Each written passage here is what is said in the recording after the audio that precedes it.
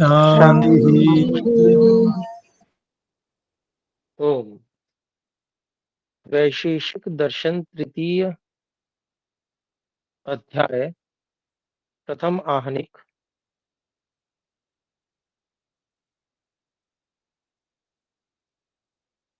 सूत्र संख्या 13 तक हम पढ़ चुके थे। तो यहाँ तक कोई भी बात हम में से यदि पूछना चाहते हैं तो हस्तोत्थापन द्वारा सूचित करें।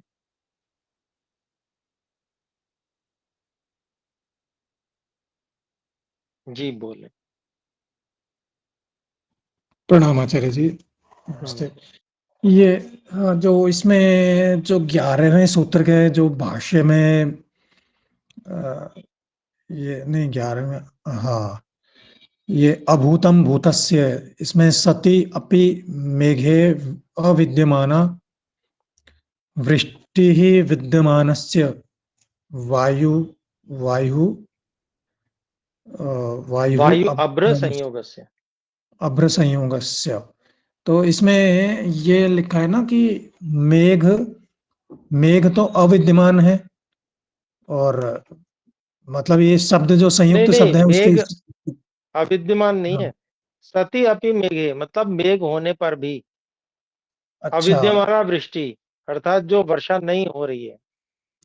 अच्छा, तो इसमें क्या है ना कि ये संयुक्त अक्षर इसके साथ में किया हुआ है, मेघे अविद्यमाना, तो इसके कारण से ऐसा कंफ्यूजन हो रहा था। ठीक है। हाँ ये वैसे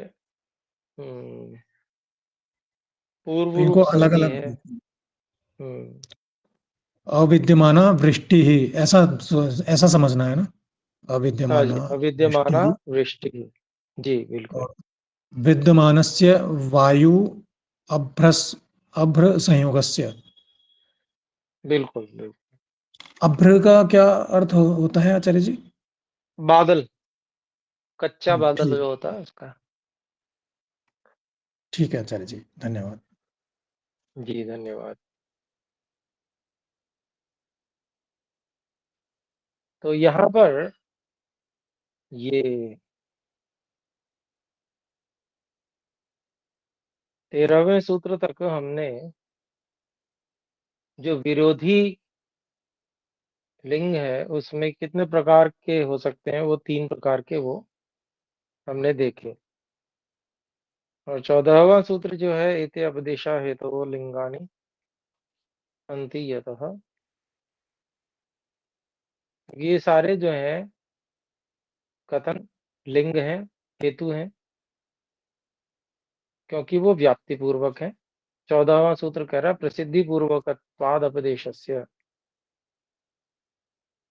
व्याप्ति पूर्वक कथन होने से सभी जो संयोगी आदि, संयोगी समवायी आदि 4 प्रकार के हेतु हैं वो अहेतु नहीं है बल्कि हेतु ही है।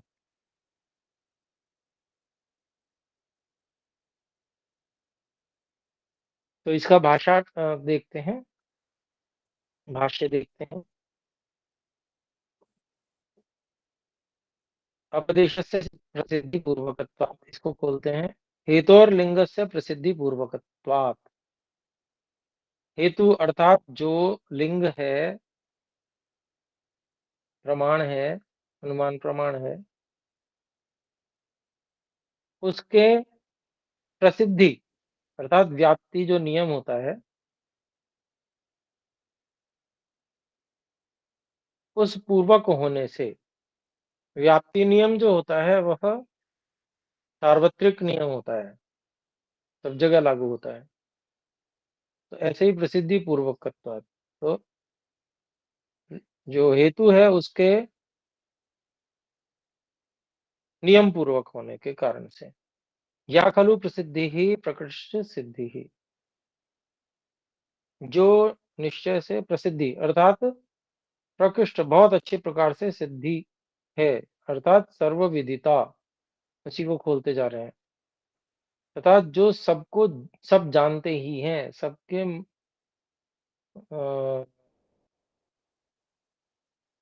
सबके विचार में वो बात सिद्ध है, ये मतलब सब जानते ही हैं उसको। सर्वानुभूतिर्यद्वा अविनाभाव स्थिति, सबकी जो अनुभूति है या फिर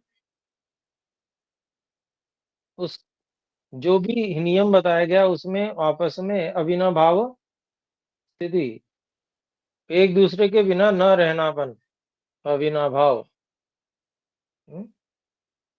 वो जो स्थिति है उसको व्याप्ति कहते हैं।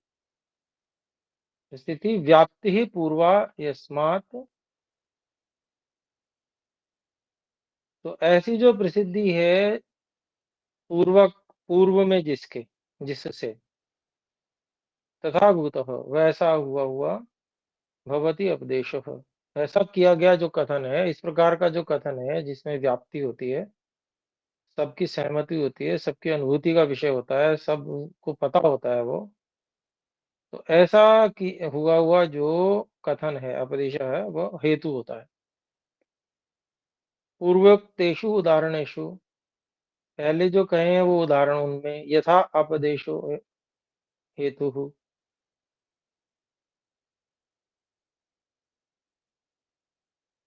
तो जो पहले किए कहे गए जो उदाहरण है उनमें जो कथन है वो हेतु है।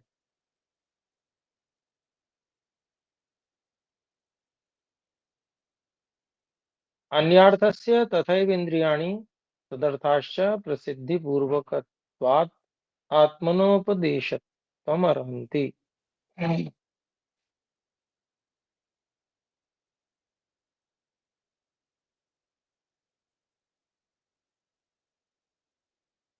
तो पूर्वोक्तेषु उदाहरणेषु यथा उपदेशः हेतु अन्य अर्थस्य, कह रहे हैं कि जो पहले कहे गए उदाहरण है उनमें जो कथन है अर्थात जो हेतु है वो अन्य वस्तु के लिए हेतु है, मतलब प्रमाण है, लिंग है उसका। तथा वैसे ही इंद्रियाणी तदर्थाश्च, वैसे ही जो इंद्रियां हैं और उनके जो विषय हैं, प्रसिद्धि पूर्वकत्वात्, वे प्रसिद्धि पूर्वक अर्थात व्याप्ति पूर्वक आत्मनोपदेशत्वम अर्हन्ति, आत्मा का हेतु बनने योग्य है, आत्मा का हेतु बन सकते हैं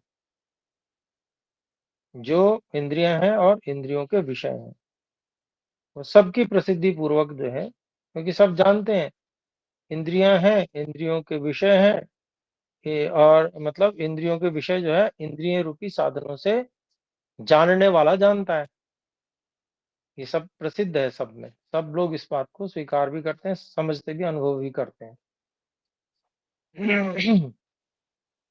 तो इसलिए ये जो हेतु है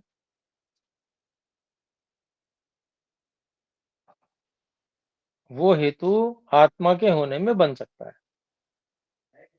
फिर कहते हैं इंद्रियाणी करणानी कुठारादिवत, इंद्रिय जो है वो साधन है कुल्हाड़े आदि के समान, प्रयोक्तव्यानि इसलिए उनका प्रयोग किया जाता है। इंद्रियां जो है वो साधन है कुल्हाड़े आदि के समान, प्रयोक्तव्यानि कुल्हाड़े आदि के समान उनका प्रयोग किया जाता है।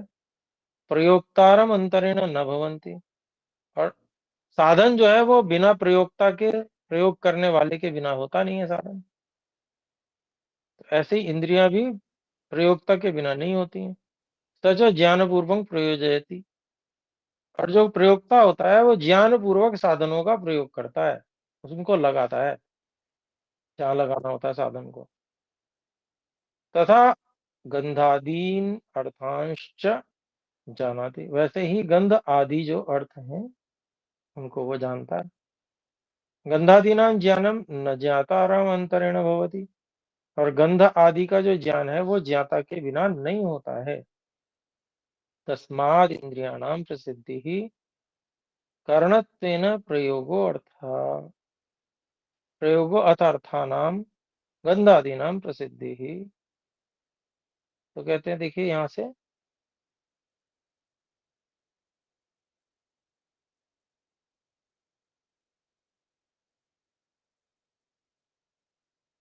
गंधादि का जो ज्ञान है, गंधादीनाम ज्ञानम न ज्ञातारम अंतरेण भवति, गंधादि का जो ज्ञान है वो ज्ञाता के बिना नहीं होता।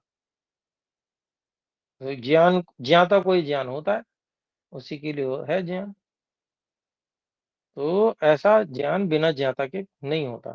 फिर आगे कहते हैं तस्माद इंद्रियाणाम प्रसिद्धि, इसलिए जो इंद्रियों की प्रसिद्धि है उसको सबके द्वारा जाना जाता है, कर्णत्वेन है, वो साधन रूप से है। कर्णत्वेन प्रयोग, तो इंद्रियों का जो सब लोग अनुभव करते हैं वो साधन रूप से उसका प्रयोग करने से है। अर्थ अर्थानाम गंधादीनाम, और जो अर्थ हैं अर्थात विषय हैं, जो गंधादि विषय हैं, उनका उनकी प्रसिद्धि ही ज्ञान दृष्टिया खलु उपभोग आत्मनः अपदेशः हेतु इति निरवध्यम। तो जो गंध आदि हैं,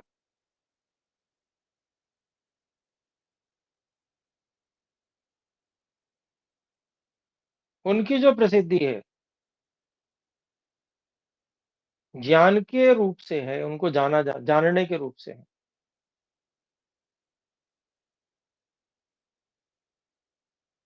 और उनका जो उपभोग है, जो विषय है उनका उपभोग आत्मनो, वो आत्मा का है।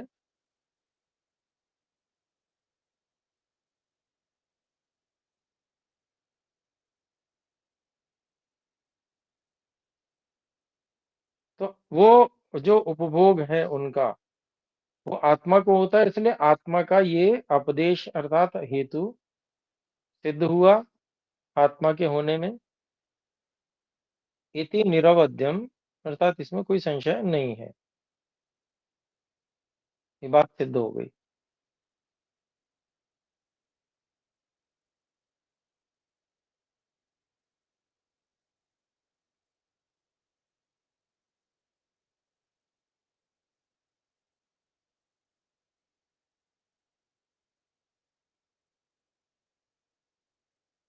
तो व्याप्ति क्या बनी?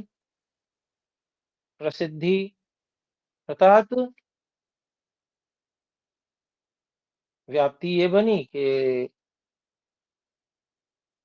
साधनों से ही विषयों का ज्ञान होता है, तो बिना साधन के विषय का ज्ञान नहीं होता।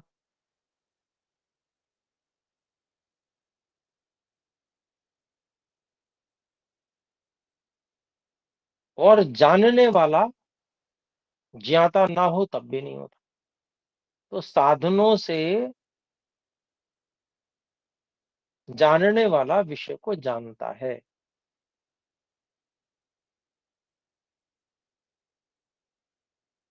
अगर हम इसको जैसे व्याप्ति कही जाती है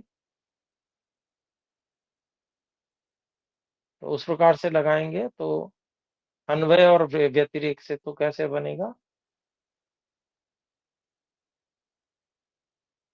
तो ऐसे कहेंगे कि साधनों से ही ज्ञाता विषयों को जानता है, रूप रस गंध आदि विषयों को जानता है। साधन से ही ज्ञाता आत्मा विषयों को जानता है,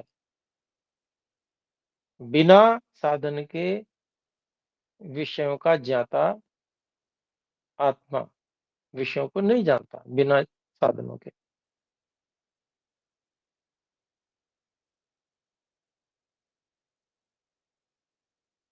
इंद्रिय रूपी साधन ऐसे जोड़ सकते हैं उसमें।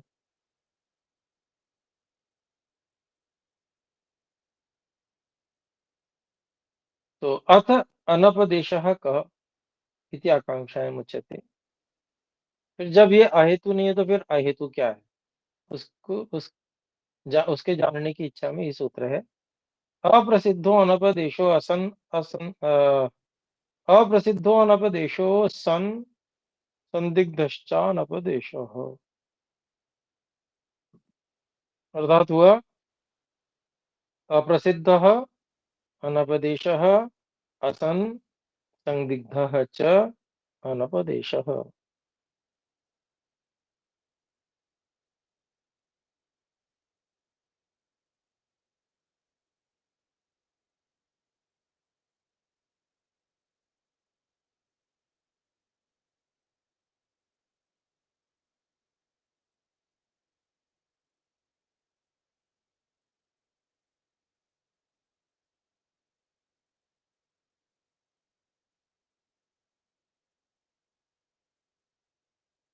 तो यहाँ पर अभिप्राय हुआ, ये 15वां सूत्र है,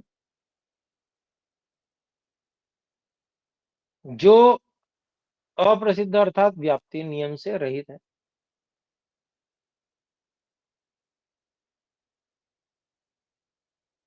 जो अहेतु है।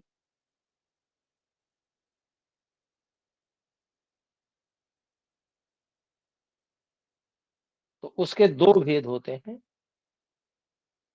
एक तो आसन अर्थात अविद्यमान हेतु, और एक संदिग्ध, दूसरा संदिग्ध, संदेह जिसमें हो कि कैसा है, ये है या नहीं है। तो आइए भाष्य देखते हैं।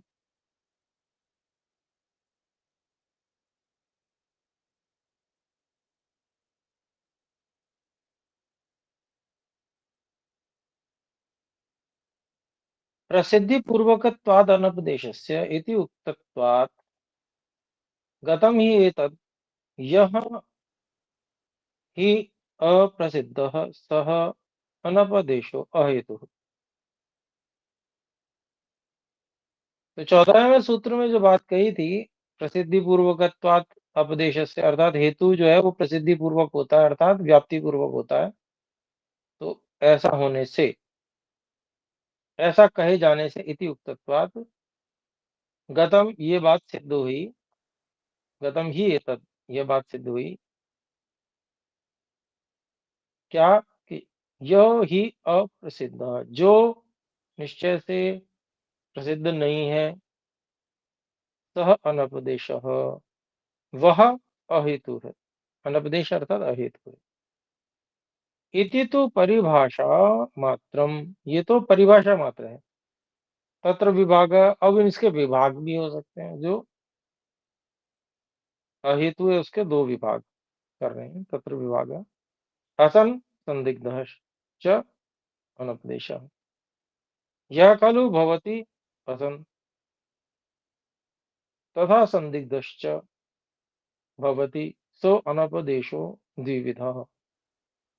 तो ऐसे जो अनपदेश अर्थात अहेतु हैं वो दो प्रकार के हैं, या तो असन या संदिग्ध। इनके बारे में हम बात कर ही चुके हैं अभी। अर्थात हेतु है ही नहीं उस बात में कोई, और अगर है तो वो संदिग्ध है, अनैकांतिक है।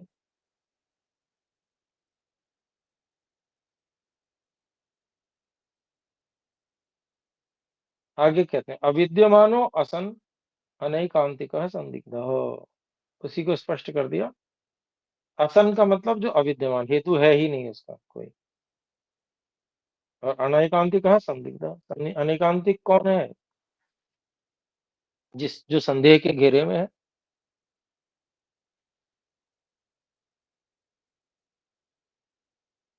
तो आगे 16वें सूत्र की भूमिका देखते हैं। उभय विधस्य अनपदेशस्य सूत्राभ्याम क्रमेण उदाहरणम प्रदीयते। अभी बात आ जाती कि भाई इसके उदाहरण क्या है, तो अब उदाहरण आगे दिए जा रहे हैं। उभय विधस्य, दोनों ही प्रकार के अनपदेशस्य जो अहेतु हैं, सूत्राभ्याम दो सूत्रों से क्रम से उदाहरणम दिए थे प्रदीय थे, क्रम से उनका उदाहरण दिया जाता है। तो पहले तो असन का उदाहरण दे रहे हैं। तो यस्माद् विषाणी तद तस्माद् अश्वः,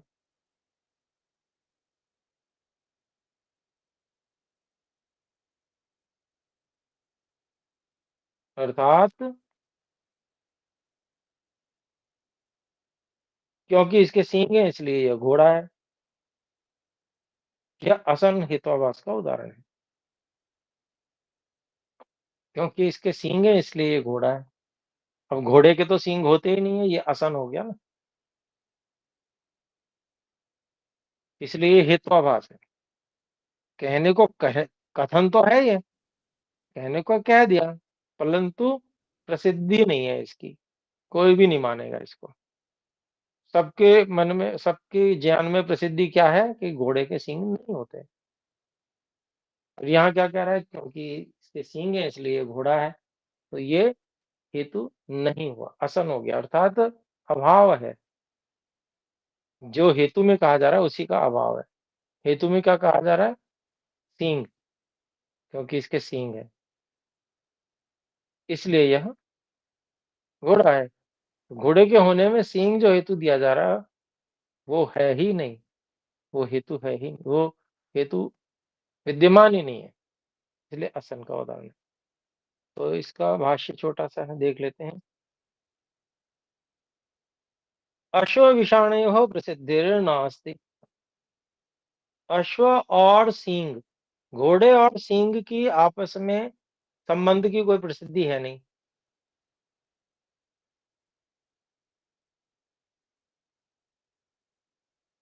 अश्वत्व साध्ये यस्माद् विषाणी इति हेतुः अप्रसिद्धः असन।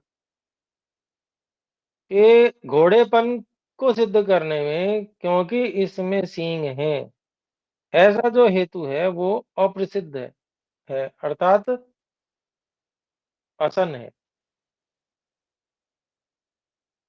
कोई भी नहीं ऐसा जानता कि घोड़े के सींग होते हैं, एक भी व्यक्ति नहीं मिलेगा। न खलु अश्व विषाणे विद्यते, क्यों? क्योंकि घोड़े में सींग नहीं होते हैं। अश्व विषाणे विद्येते, तो द्विवचन है विषाणे और विद्यते में। विषाणाभ्याम अश्वस्य अनुमानम न युक्तम, इसलिए सींगों से अश्व का जो अनुमान करने का प्रयास किया जा रहा है वो ठीक नहीं है, अनुचित है, अहेतु है।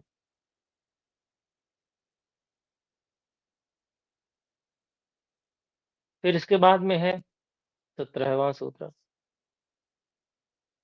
वो संदिग्ध का उदाहरण हो जाएगा। यस्माद् विषाणी तस्माद् गौर इति चानेकांतिकस्य उदाहरणम्, क्योंकि इसके सींग हैं इसलिए ये गाय है, ऐसा यदि कोई हेतु देता है तो ये अनेकांतिक है, अनेकांतिक का उदाहरण है। क्योंकि भाई सींग है इसलिए गाय है, तो भाई सींग तो बकरी के भी होते हैं, हिरण के भी सींग होते हैं। सींग वाले सब गाय कहे जाएंगे क्या? तो ऐसा नहीं है, गाय के और विशेष लक्षण होने चाहिए जिससे कि गाय सिद्ध हो। तो ये संदेह उत्पन्न कर दे रहा है कि पता नहीं किसकी बात कर रहे हैं ये, गाय की ही कर रहे हैं या कोई हिरन आदि भी है या बकरी आदि है, ऐसा। इसलिए अनेकांतिक है, अनेक पक्षों में जाने वाला है, अनेक पक्षों में चला जा रहा है, क्योंकि इसके सींग है तो सींग तो बहुत सारे पक्षों में जा रहा है। गाय के तो होते ही हैं, भैंस के भी होते हैं, बकरी के भी होते हैं, हिरण के भी होते हैं, तो बहुत सारे पक्षों में जा रहा है ये, इसलिए ये अनेकांतिक। तो भाष्य देखते हैं छोटा सा ही। कश्चित् कदाचित् सविषाणां गां दृष्ट्वा अनन्तरं स्मृत्या कथयति, कभी कोई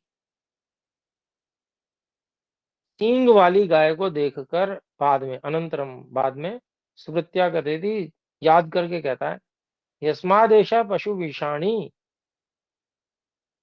यस्मादेशा पशुर्विषाणी तस्मात् गौरस्ति, गौरस्ति। तो क्योंकि जिस कारण से ये जो पशु है ये सींग वाला है इसलिए ये गाय है।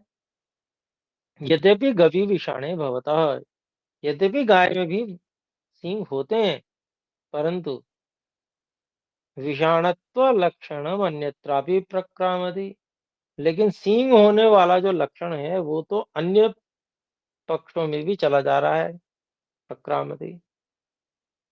महिष्याम अजायाम हरिणे च, भैंस में, बकरी में और हिरण में।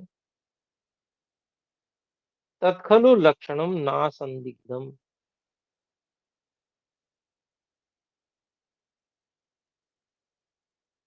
किंतु संदिग्ध व्यभिचारी ना संदिग्धम, मतलब वह जो लक्षण है वो असंदिग्ध नहीं है, बल्कि संदिग्ध है, अर्थात संदेह करने योग्य है, संदेह हो जाएगा उस पे, हेतु पे। और व्यभिचारी अर्थात व्यभिचरित होने वाला है, अर्थात दूसरे पक्ष में भी जाने वाला है। यतः तद यतस्तदन्यत्रापि घटमानम सत, क्योंकि उससे भिन्न स्थानों पर भी घटित होता हुआ घटमानम सत।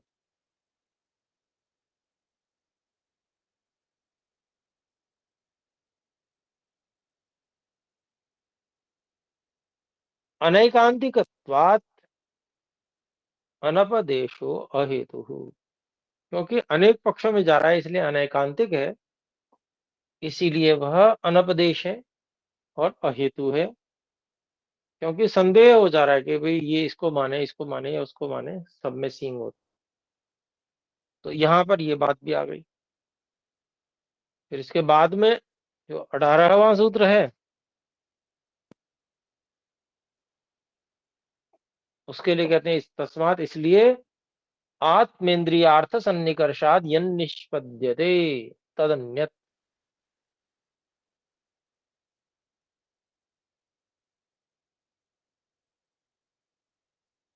18वां सूत्र है ये।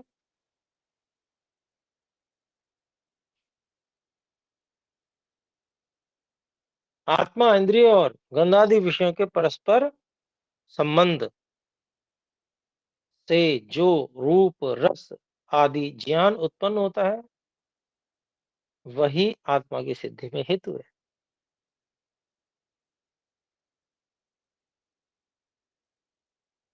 वही अन्यत नाम से है और उसी से वही आत्मा की सिद्धि में कारण है। तो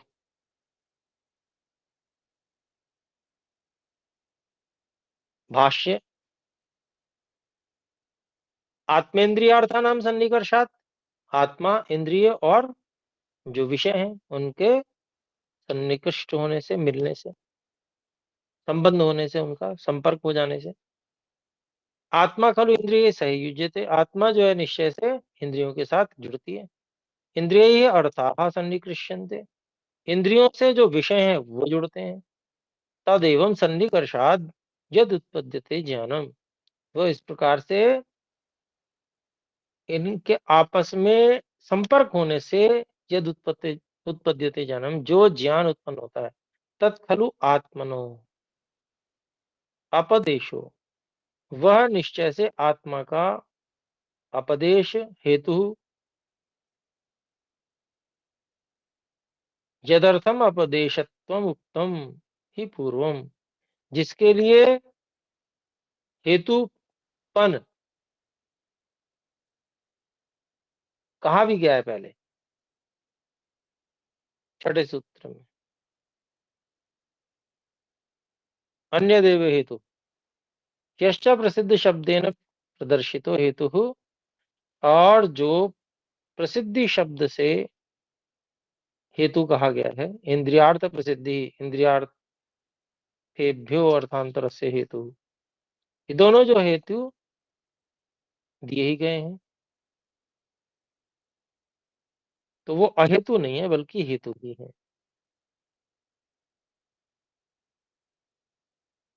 तो समय हो गया, इतना ही रखते हैं। स्वाध्याय कीजिए, समझ में नहीं आए तो अगली कक्षा में शंका रख लीजिएगा। तो अभी विराम। आइए एक बार परमात्मा के मुख्य निज नाम ओम का उच्चारण करें। ओम। ओम।